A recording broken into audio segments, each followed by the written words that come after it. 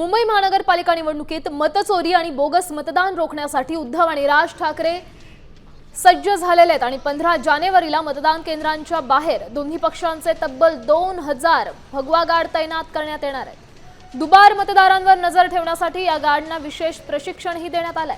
संशयास्पद हालचालींवर त्यांची करडी नजर असेल। लोकसभा आणि विधानसभेतील अनुभवांनंतर ठाकरे बंधूंनी हा आक्रमक पवित्रा घेतलाय। तर भाजपच्या लोकांना शिंदेचे लोक ठोकतायत आणि शिंदेच्या लोकांना भाजपचे लोक ठोकतायत। आम्ही त्यांना सुपारी दिली।